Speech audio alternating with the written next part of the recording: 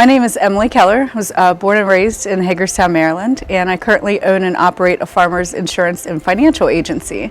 So I got into insurance several years ago. I really wanted to help people. You know, we all work really hard to have things like cars and homes, and it's important to have them properly protected. So I decided to get into public service back in 2016. I started paying attention to local government. I think so many people get wrapped up in national politics, we forget that all things start local.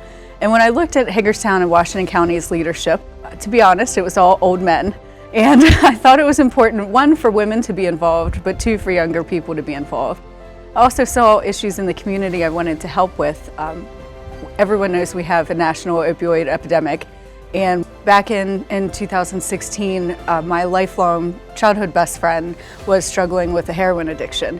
And I saw it all over the community, and I saw what it did to her. And I thought, so many people stigmatize drug addicts like they're terrible people, and she wasn't a terrible person. She was beautiful and kind, and she made a bad decision. And I told her I wanted to give her a voice, so I filed to run for office. Unfortunately, she did die from a drug overdose in 2016 while I was campaigning. And I'll be honest, that was really like the fire that sparked up under me, because I promised her I was going to do something for her, and so I had to fulfill that promise. So I've worked really hard to try to eliminate that stigma. It's okay to say I'm struggling with my mental health, or I'm struggling with drug addiction. It's okay to say my daughter is, or my son is. That's the only way we're going to get through this, is if we stop making people feel bad about themselves and start helping them.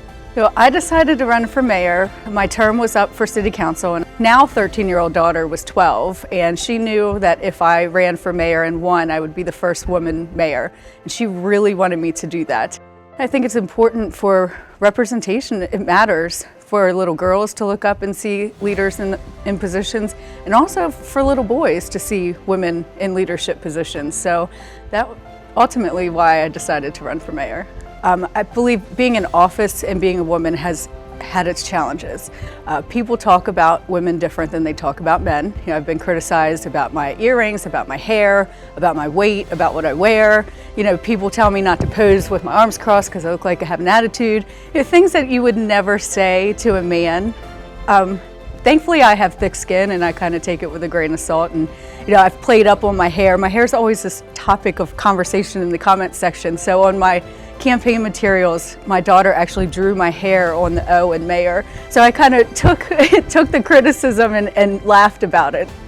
It's difficult at times, but I think it sets a good example for her to see her mom criticized constantly and just saying, hey, look, it's okay because I'm doing it for the greater good. Since being in office, I've worked with HCC several times. I think it's inspiring to see the kids who are in political classes that have been reaching out.